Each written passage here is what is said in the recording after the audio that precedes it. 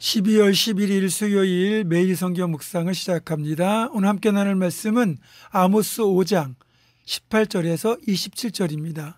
아모스 5장 18절에서 27절의 말씀을 제가 봉독합니다. 화 있을진저 여호와의 날을 사모하는 자여, 너희가 어찌하여 여호와의 날을 사모하느냐. 그날은 어둠이요 빛이 아니라. 마치 사람이 사자를 피하다가 곰을 만나거나 혹은 집에 들어가서 손을 벽에 대었다가 뱀에게 물림 같도다. 여호와의 날은 빛없는 어둠이 아니며 빛남 없는 캄캄함이 아니냐. 내가 너희 절기들을 미워하여 멸시하며 너희 성회들을 기뻐하지 아니하나니, 너희가 내게 번제나 소제를 드릴지라도 내가 받지 아니할 것이요 너희의 살찐 희생의 화목제도 내가 돌아보지 아니하리라. 네 노랫소리를 내 앞에서 그칠지어다. 네 빗바소리도 내가 듣지 아니하리라. 오직 정의를 물같이 공의를 마르지 않는 강같이 흐르게 할지어다. 이스라엘 족속아, 너희가 40년 동안 광야에서 희생과 소제물을 내게 드렸느냐. 너희가 너희 왕 식굿과 기욤과 너희 우상들과 너희가 너희를 위하여 만든 신들의 별 형상을 지고 가리라. 내가 너희를 다메섹 밖으로 사로잡혀 가게 하리라. 그의 이름이 만군의 하나님이라 불리우는 여호와께서 말씀하셨느니라. 아멘. 우리가 잘 아는 이야기 중에 하나가 있는데, 그게 뭐냐면 1970년대 80년대 중동 건설 붐이 한창일 때 국내의 많은 기술자들이 열사의 사막으로 돈벌이를 떠났습니다. 열사의 사막이라서 외로움과 더위와 모래바람과 싸워야 되는 악조건 속에서 일을 해야 됐지만, 국내에서 있을 때보다는 몇 배의 품삯을 받을 수 있었기 때문에 한 3년 정도 이악 물고 고생하는 경우가 많았습니다. 그렇게 남편이 중동에서 고생하는 동안 꼬박꼬박 통장에 꽤 큰 금액이 송금되어 오게 되는데, 국내에 있는 아내 중에서 어떤 이는 남편이 그렇게 고생을 해서 번 돈이라는 생각에 절대로 허비하지 않고 최선을 다해 살림하고 절약하고 자식들을 키웠습니다. 어떤 이는 갑자기 큰 돈을 만지게 되면서 그냥 물질의 유혹에 넘어가서 탈선하고 엉망으로 살면서 돈을 탕진하고 말았습니다. 문제는 남편이 영원히 중동에 있는 것이 아니라는 거죠.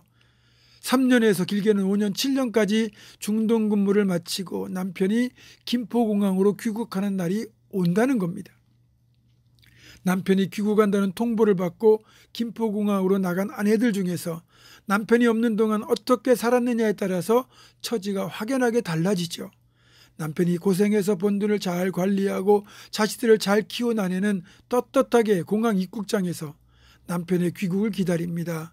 반면에 남편이 고생하는 동안 그 돈을 펑펑 쓰고 다른 남자에게 빠져 지냈던 아내는 공항의 기둥 뒤에서 숨어서 가슴 졸이며 기다려야만 했습니다.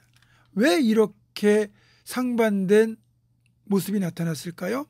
남편이 없는 동안 어떻게 살았는가 하는 것이 남편이 귀국한 이후 이들의 삶을 결정하기 때문입니다. 여러분, 하나님의 심판 역시 우리가 이 땅에서의 삶을 어떻게 살았는가 하는 것을 가지고 이루어질 겁니다. 그리고 그 심판의 날은 반드시 다가옵니다.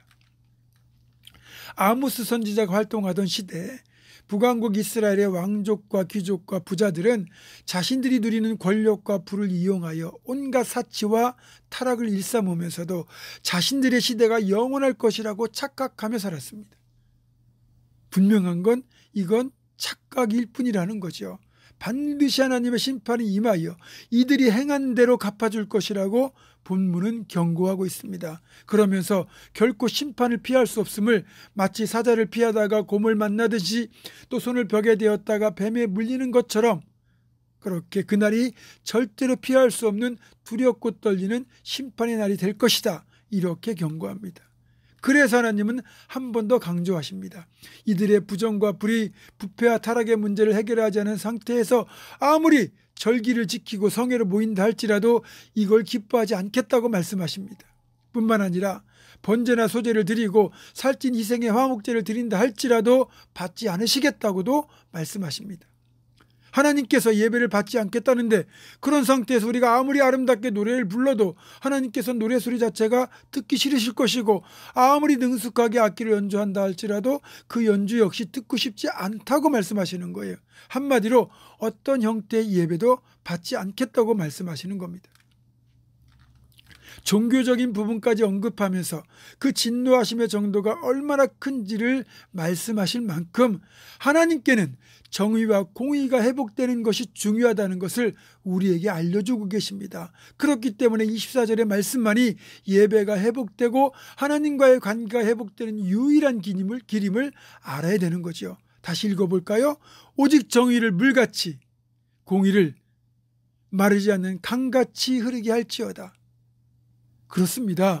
정의가 물같이 흐르는 세상, 공의가 강같이 흐르는 세상을 하나님 기뻐하시거든요. 그런 세상을 하나님은 원하십니다. 따라서 이런 세상을 우리가 만들기 위하여 힘쓰고 노력해야 되는 거죠. 그럴 때 하나님과의 관계가 회복되고 예배가 회복되고 더 나아가 우리 삶 자체가 회복되는 가장 본질적인 복을 받게 된다는 것입니다. 분명한 건 끝까지 이를 깨닫지 못하고 죄악 가운데 행하는 이들에게 여호와의 날은 두렵고 무서운 심판의 날이 될 것이라는 사실입니다.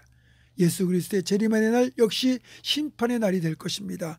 그러나 우리는 여호와의 날을 기쁨 가득한 잔칫날로 만들 수 있는 기회가 주어진 사람들이죠. 그래서 이 날을 기쁨 가득한 잔칫날로 만들 것인지 아니면 땅을 치고 후회하는 심판의 날로 만들 것인지는 우리의 삶의 태도에 달려있다는 거죠.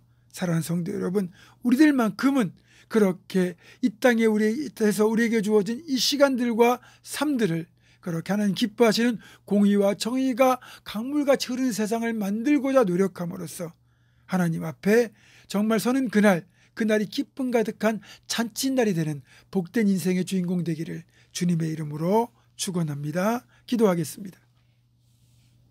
하나님, 아무리 살찐 희생의 화목제를 드린다 할지라도 정의와 공의를 짓밟아 버린 자들은 하나님이 결코 그 예배를 받지 않으시고 그들을 심판하실 것이라고 말씀하셨습니다. 우리는 하나님의 그 마음을 기억하며 우리가 사는 이 세상 속에 하나님의 정의와 공의가 강물같이 흐르는 세상이 될 수 있도록 힘써 노력하며 살아가게 도와주시고, 그런 삶을 통하여 하나님 만나는 그날, 하나님의 심판의 날이 우리에게 기쁨 가득한 잔치의 날이 되는 축복의 주인공 될 수 있도록 인도하여 주시옵소서. 예수님의 이름으로 기도하옵고, 이제는 우리 주 예수 그리스도의 은혜와 하나님의 사랑과 성령의 교통하심이 정의와 공의를 강물같이 흐르는 세상을 만들기 위하여 더욱 힘쓸 것을 결단하는 사는 모든 성도들, 이들의 삶과 가정과 생업과 앞날과 우리 교회 위에 지금부터 영원토록 함께 하시옵기를 간절히 축원하옵나이다. 아멘.